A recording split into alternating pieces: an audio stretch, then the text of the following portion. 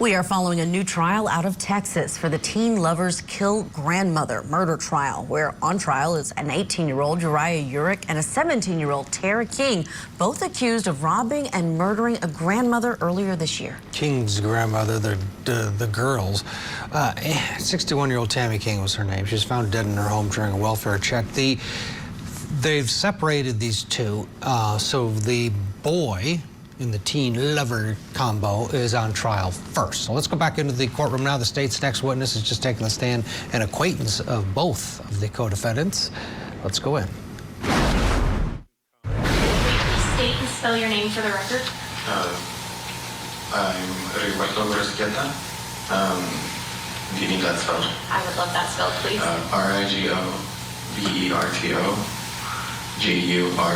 RIGOVERTOGURRUSQUIETA.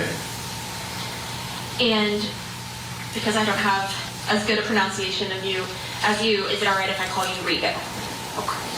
So, Rico, how old are you? I am 20 years old. 20 years old. And if I asked you to give this jury a 2-sentence introduction of yourself, what would you tell them? I'm just a college student that's making it by. Making it by. What do you do for work, or do you work? I work at a coding center. I teach kids how to code computer science. And what are you studying at school? Process technology. How much longer do you have in your program? 1 more year. And Rio, where did you grow up? I grew up in Dickinson. And does that mean you also went to Dickinson High School? Yes. What year was it that you graduated? 2024. And when you were in high school, did you ever know somebody by the name of Tammy King or Uriah Urick? Yes, but they went by nicknames. They went by nicknames. Can you tell me what those nicknames were? Tara went by Aaron, and Uriah went by Percy. Okay. Let's start with Tara, or with Aaron. How long did you know her for? I've known her for maybe since the start of high school, some freshman year, but I've never really been friends with her. Okay. Just knew of her. Okay. And what about Percy? How long have you known him? I didn't know him until the whole case started. Okay. I didn't know they were dating. Okay. So you really didn't know much about them, but you knew who Tara was. Is that fair? Yes. Okay. So, do you also know somebody by the name of Nathan Anderson? Yes. How do you know Nathan Anderson? He is one of my close friends since 7th grade. So, a good long amount of time, is that right? I want to bring your attention to February 5th of 2025. Do you recall that day? Yes. Okay. So, tell me what you were doing that day. I just woke up from like a long nap in the morning, and I get a call from Nathan. Okay. And make sure you don't tell me what anyone said on the phone call to you. But when you talked to Nathan, how did he sound? He sounded a little distressed. Okay. And after your phone call with Nathan, what were you going to do? Go drive Uriah and Tara to Nathan's house. Okay. And did you have a way to get in contact with Uriah or Tara? No. The only way we got in contact was from Nathan giving them my number. Okay.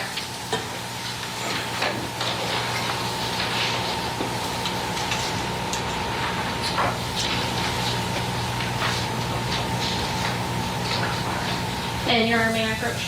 Yes, ma'am.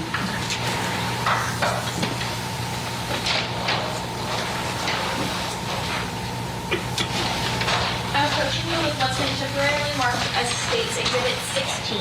Without telling me what it is, will you let me know if you recognize this? Yes. How do you recognize it? It's my screenshot. It's your screenshot? So this is something you created? Mm-hmm. Okay. And is it a true and accurate depiction? What I mean by that is it hasn't been changed in any way? No. Your Honor, State just to admit State 16, having tendered it to opposing counsel for a second. Okay. State 16 will be admitted. And may I approach? Yes, ma'am. Thank you.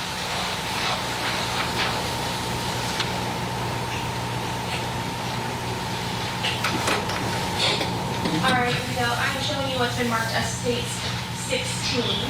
And you stated this was a screenshot. What is this a screenshot of? The call that Nathan gave me. And is that the call you were just telling us about? Yes. Can you tell us on what date and time that call was? That was like 12:24 p.m. on February 5th. And that's of this year, correct? So you said that Nathan gave Uriah and Tara your number, correct? Yes. And did you make contact with Tara or Uriah? I made contact with Uriah. Okay. How did you make contact with him? He called my phone first. Okay. And when he called your phone, was it a number you had saved? No. Okay. Did you answer that phone? Yes. Can you tell me what you and Uriah talked about in that phone call? And you can tell me what he said. Okay.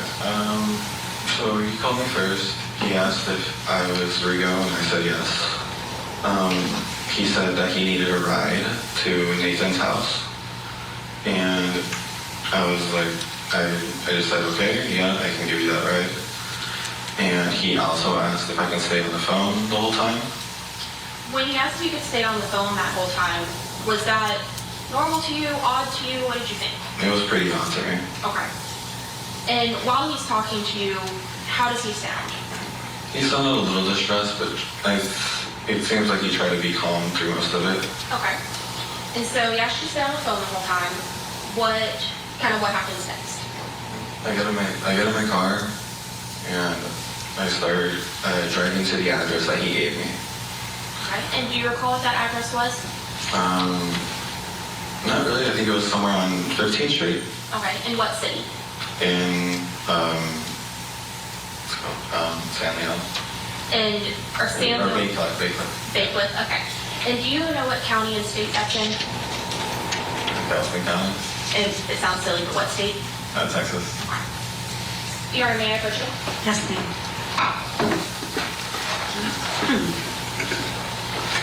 All right, Rico, I'm approaching you with what's been temporarily marked as State Exhibit 21 and 22. Same thing. Without telling me what they are, if you would please look at them and let me know if you recognize both of these documents. I do. Do you recognize them? Yes. Okay. How do you recognize them? There were screenshots out here. So these are also documents that you created. Have they been changed in any way? No. Your Honor, statements to admit States 21 and 22 having tendered to opposing counsel. Okay. Those will be admitted. And may I publish? Yes. Thank you. All right, Rico, let's start with States 21. We let the jury know what we're looking at here. This is a call from Uriah that happened on February 5th, 12:28 p.m. So this sounds like roughly 5 minutes after your call with Nathan? Yes. And how long was this phone call? 18 minutes. And in States 22, while... All right, the case just getting underway. We are getting our heads around it, and this is a witness that, interestingly, he screenshotted a lot of these communications that he had with the two defendants. Right. Obviously, all young people at the time. And a wild story, killing the grandmother, in part to be together, but then in part because they thought in their demented, meth-fueled minds, according to the daughter, or the girl, that they were going to get an inheritance. That there was something that she could have access to at 18, but only if the grandmother perhaps. But the way it was set up, we'll see. Yeah. But she likely would have gotten it anyway. But at 18, right. I mean, she was very close. Let's bring in our guest for the hour, joining us from Atlanta, Georgia, trial attorney Dwight Williams. What's your take on this one, First Plus? They separated the trials. They put the boy on first. Your thoughts? Yeah, it's very interesting to see how the sequence in which they decided to take up the boyfriend's case first, assuming that he's the one who was the actual one who committed the crime. See how they, almost like a test case, to see how they do with this particular aspect of the case, develop some theories, see how they work before you go up and try to have the case involving the actual granddaughter of the victim, who might be viewed as slightly more sympathetic, perhaps not the one who actually pulled the trigger. It's interesting that they decided to utilize or to try this particular case first. But I do think it helps them develop some strategies that'll help in the long run for them to prosecute the later case. Yeah, I found that interesting as well, that they went for, and as you said, the female in these two may be viewed as more sympathetic, but also because of this motive could be seen as much more culpable, perhaps the one who would have even suggested something so heinous since it's her grandmother. And you think that she's like loves her grandma, right? You know, or at least has feelings. And is the one that has access to this home and the details. What about this motive, Dwight? We've got this money that the teens think they can come into. Do you think that's a strong one? How much does the prosecution have to explain that to the jury to get them to understand? Because I can imagine with two, there's a likelihood that with only one going to trial, the defense is going to spend a lot of time pointing the finger at the one who isn't there. I think it's a very strong motive. I mean, considering the fact that these were two folks who used drugs, were addicted to meth, you know, it's not a leap of faith for the jury to think, wow, you know, I think these folks were maybe thought in their twisted minds that perhaps if we were to kill this grandmother, that we would indeed get some inheritance sooner rather than later. So I think it's a strong motive. I think it's a strong case, especially considering you had suspects who were fleeing, evading the jurisdiction. You actually had found a murder weapon with a third party who I think has accepted some sort of plea deal, is my understanding, and may be testifying in this case against this particular person. So it's a strong motive, strong case, and it should be something that will be a difficult time for the defense to counter. Yeah, absolutely. Let's get a break. When we come back, we'll have more of the teen lovers kill grandma trial, plus the victim's mother. Yeah, back on the stand in this father figure murder trial. We've got several that we're tracking. This is a new one for this week. So Kelly Craft is going to join us next with an update.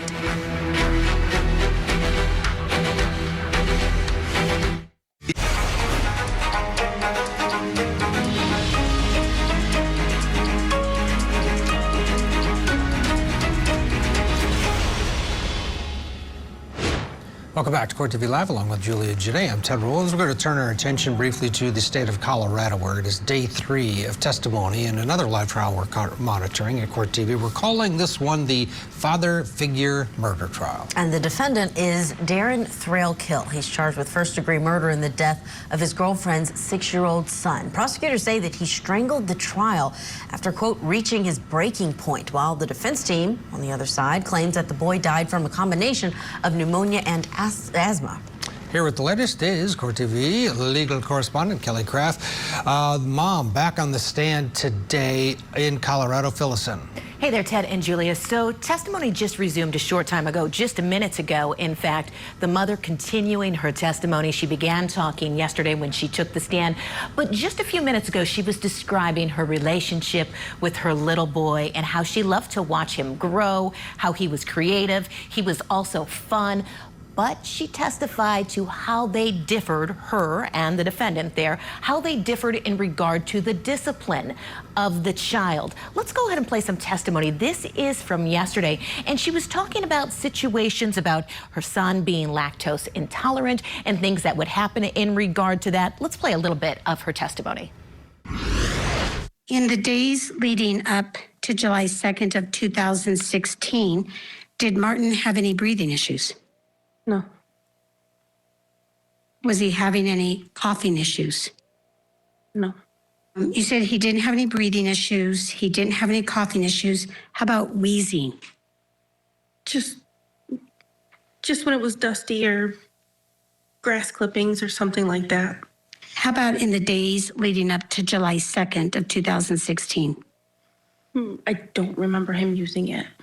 Do you remember reporting to anyone leading up to July 2nd of 2016 that he had been sick in the days leading up to that date? No.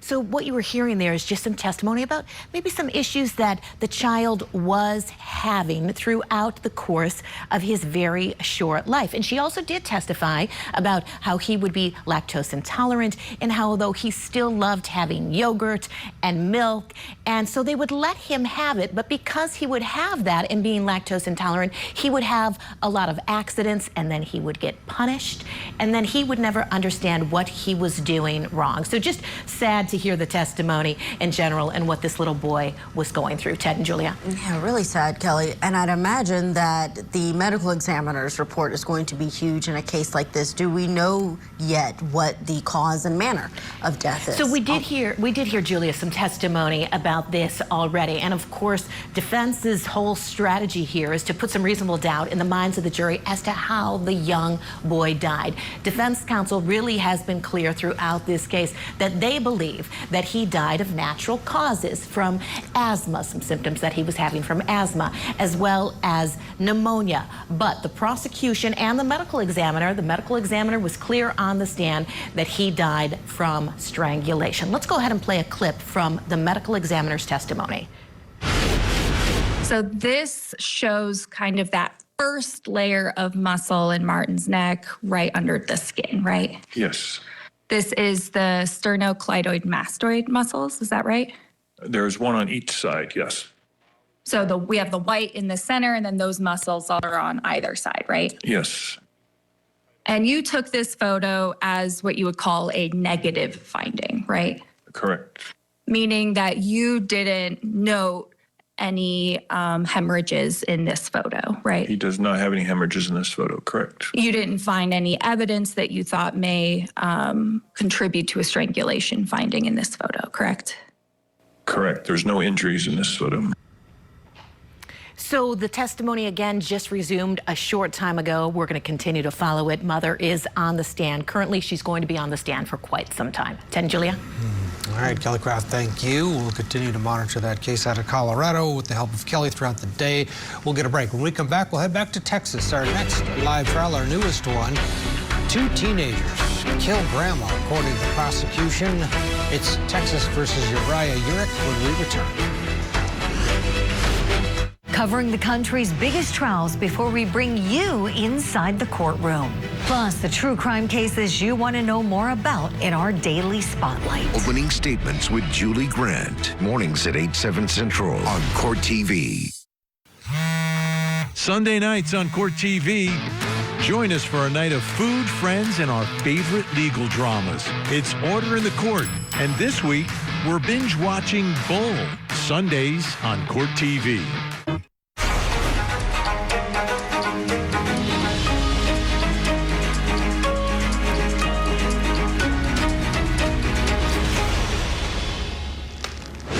Let's go back inside of this Texas courtroom where we are following our newest live trial for Uriah Urick. He is charged in the murder and robbery of his girlfriend's grandmother, Tammy King. Investigators say that King was found shot to death in her home, which appeared to have been ransacked. And they caught these two on the border, in a border town, Laredo, Texas. So right now we're hearing from this acquaintance who was a friend of the defendant. Let's head back into the courtroom with this witness's testimony. When I arrived there, back into the house with the tan tarp, or tan curtains. Okay. And that's pretty much it. Okay.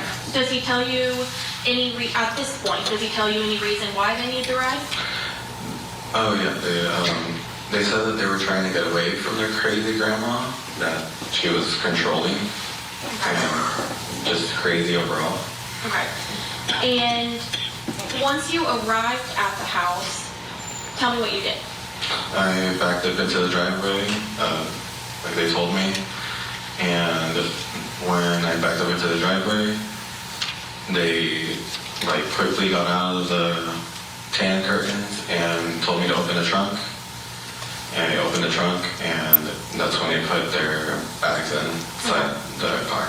Then we're back up a little bit. What kind of car did you drive at that point?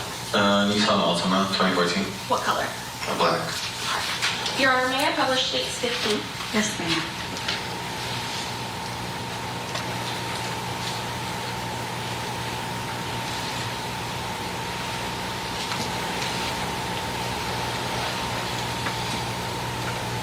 All right, Rico, we're going to press play on stage 15 at 42 minutes and 37 seconds.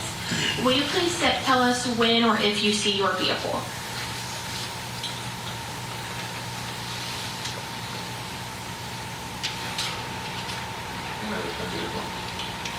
And on what part of the screen is your vehicle?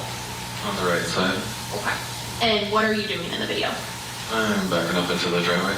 Okay. And may I approach with a laser pointer? Yes.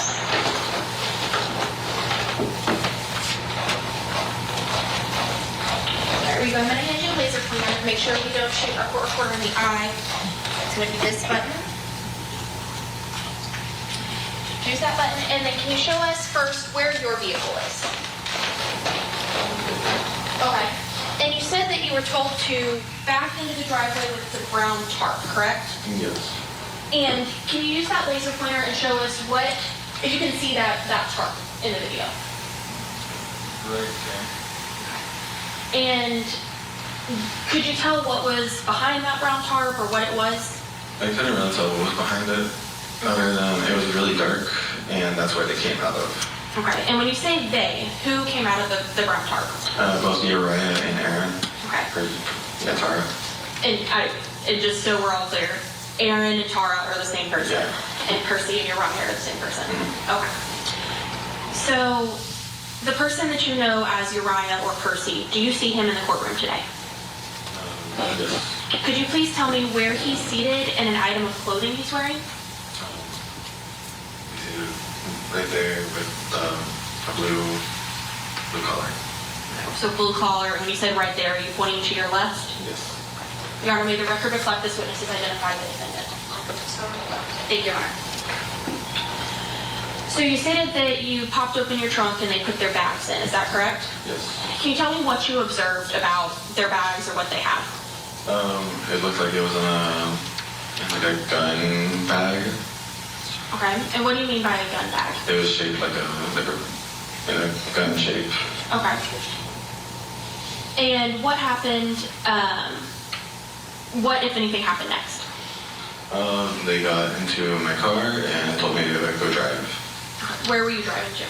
Driving to Nathan's house. When they first got in the car, did you observe anything about them or their demeanor, or how were they acting? They seemed very, rushed, and that they were just trying to get away. They seemed very, very flustered, I guess, yeah. Okay. And when they got in your car, where did everyone sit? Uriah was in the passenger seat, and Tara was in the back. And did Tara have anything with her? Her dog. Okay. Do you remember what color the dog was? Yeah, black. And all of their bags were in the trunk, or were some with them? I'm pretty sure all their bags were in the trunk. Okay. So once they're in your car and y'all are driving to Nathan's, is Uriah talking to you? Yes. Can you tell me what y'all are talking about? He was telling me how they were just trying to get away, and then I asked if they are friends of Nathan's, and they said yeah. And that's basically around the time after that little conversation, I get a call from Nathan, or I call Nathan myself. Okay. And after you call Nathan, what kind of happens next? I asked if it's okay to drop them off at his place. There was no way it could.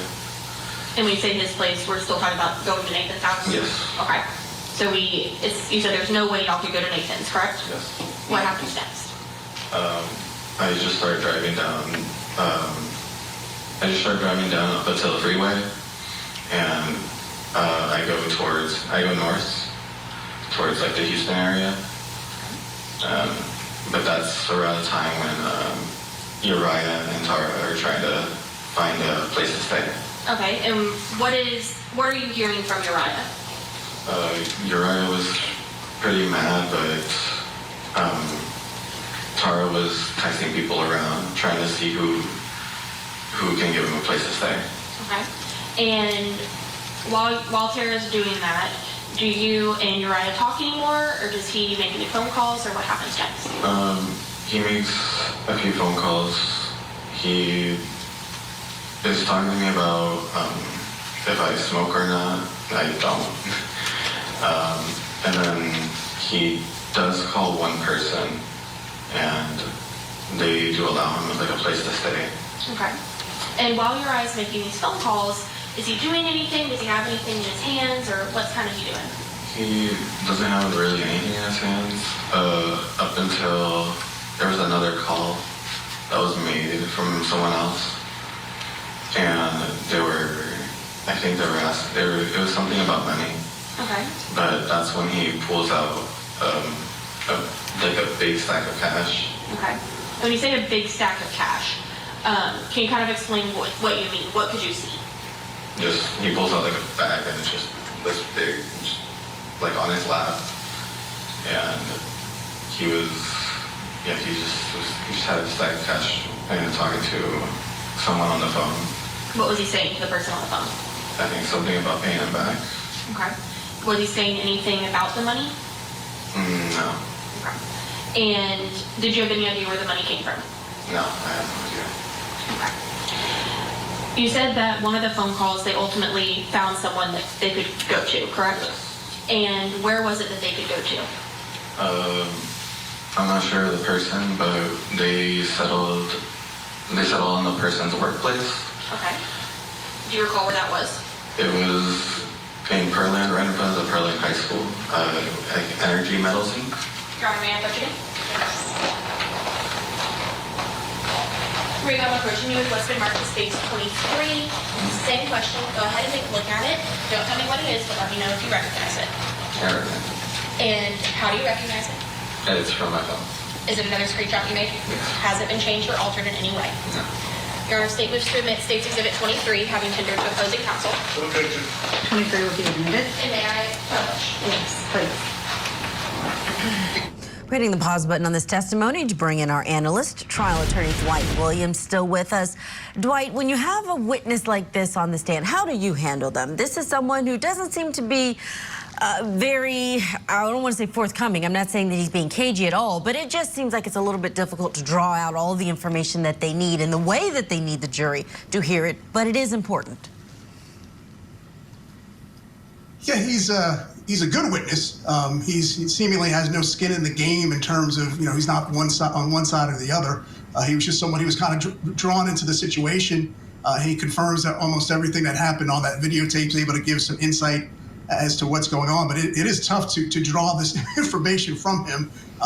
It's just kind of the nature of, he seems like he's a teenager or a young adult, just seems to be his nature. But I think the prosecutor's doing a pretty good job trying to get this information out of him. I think he's a likable witness, I'm assuming, to the jurors watching him. And once again, I don't see him as being biased one way or the other. It's just this kind of poor guy got called up by a friend who asked him to help out another friend in need and got drug into this weird crime. Yeah. Yeah, he's an interesting dude with his hair and his stack of cash description. I'm sure jurors are semi-riveted to him. Bottom line, this is a difficult case because on some level the youthfulness of the defendants and this defendant, will that work to his advantage, do you think? Are jurors sympathetic to young people? I think it depends on, first of all, how young they are, but second of all, the charges. And based upon, once again, this is an initial witness, but based upon what this witness said, it seems as if these individuals arrived at this home, committed some sort of act. They're walking out with tons of money and then seeking to flee. Doesn't seem like there's any sort of remorse or anything that I'm hearing thus far.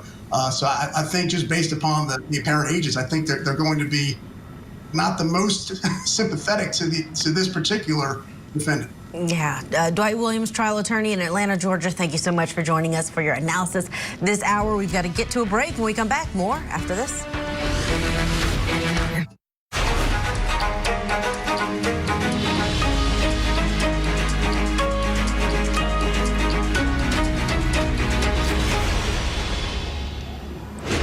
Welcome back to Court TV Live. I'm Julia Janae along with Ted Rollins. Thank you for being with us this afternoon. We're beginning this hour in Texas. Testimony underway right now in our newest live trial, the teen lovers killed grandmother trial. Uriah Urick is one of two teens charged in the February killing of a 61-year-old woman. Prosecutors say that Urick and his girlfriend, Tammy King, killed King's grandmother, Tammy King, during a robbery. Yeah, they went through the house taking money and looking for weapons. Let's get you into court now. We're listening to testimony from a young friend of these two defendants. All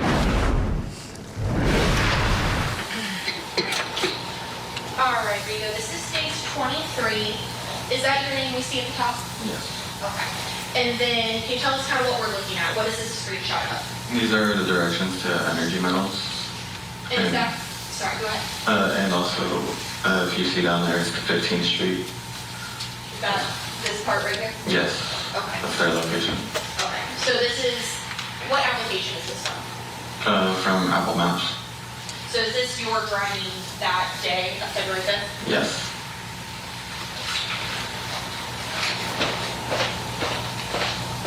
Ultimately, do you drive them to Energy Metals? Yes, I do. And when you drive them to Energy Metals, where do you take them? I take them to the parking lot. We drive around there because we drive around the parking lot because Uriah told me that there was a car I needed to look out for. Do you recall what that car was? Yeah, it was a white Jeep with blue handles. And did you know who the white Jeep belonged to? No, not at all. Okay. Did you have any idea who they were meeting? No. Once you got them there, did they get out of the car? Yes. What all did they take with them when they got out of your car? All the bags for my trunk. And did you have any idea, I know you described gun bags, but did you have any idea what was in the bags? No, not at all. They just told me that there was like their belongings. Their belongings. Did they ever tell you that they had guns in the car? No. Okay. Once they got out of the car, what did you do? Once I got out of the car, just sat there for a little bit while they got all their stuff situated. And once they took the bags out of my car, closed the car, they went to go to the guy that they were meeting, and I drove away. Okay. And was that the last time that you heard from them? From them, yes. And did you ever receive any messages from them? Oh wait, no, I did. I got a call from Tara. And when she called you, how did she call you? She called me on Instagram. And so is it fair to say you have an Instagram? Yes. Okay. Your Honor, may I approach? Yes.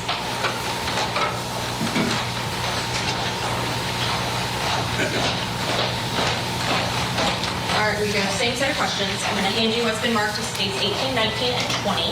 Will you please look at these documents and let me know if you recognize them? And how do you recognize them? They're from my phone.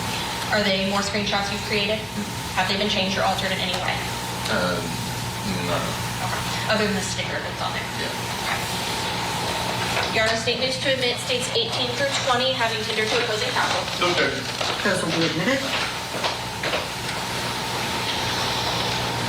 All right, we go. Start with states 18. What is that name at the top? That's Aaron.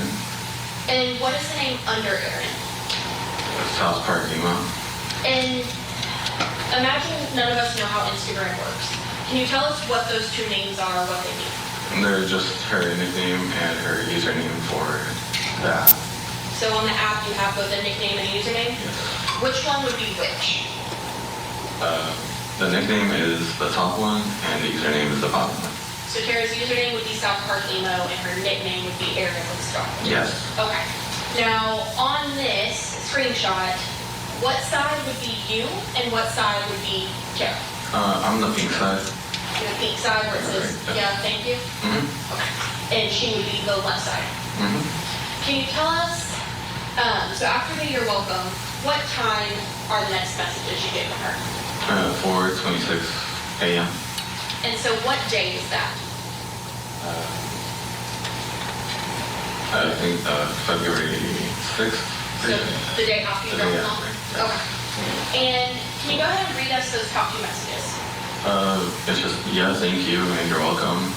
Sorry, I apologize. Those 2 messages out before points. It's Rio, it's Aaron, $1,000 to drive us to Illinois. And then what do we see after that? A bunch of missed calls. And it states 19. What's happening here?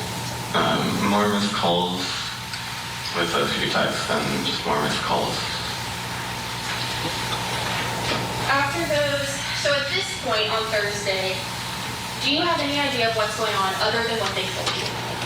No, not at all. Does a time come where that changes? Yeah, on Friday.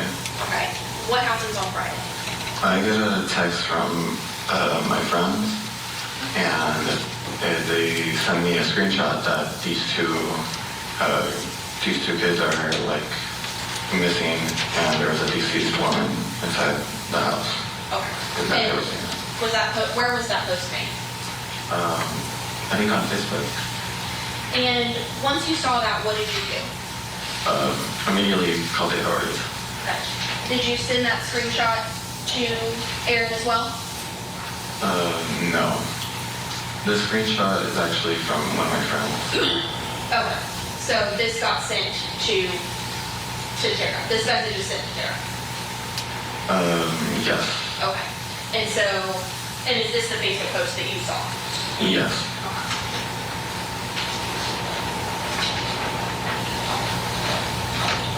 You said you then immediately went to the authorities, correct? Why did you go to the authorities? Because I did not know that they killed her grandma. Or at least you didn't know that they were involved? Okay. Now, one more thing to show you, your man approach.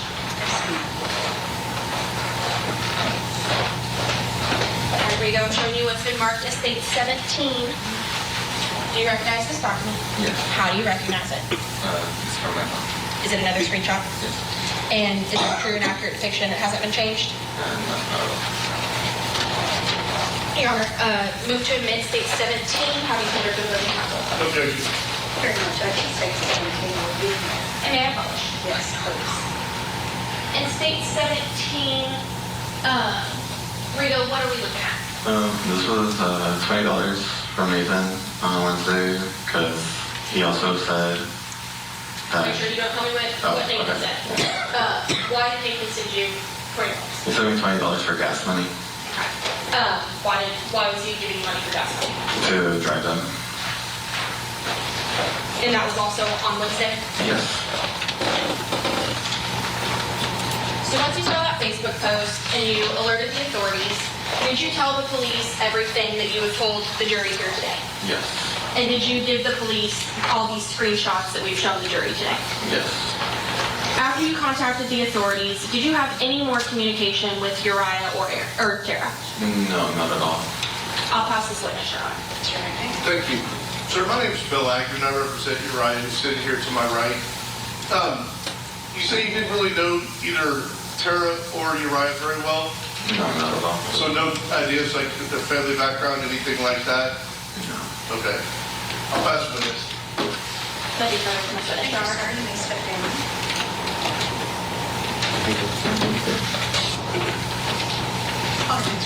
The state would call, I apologize, the state would call Detective Hillary Rodriguez.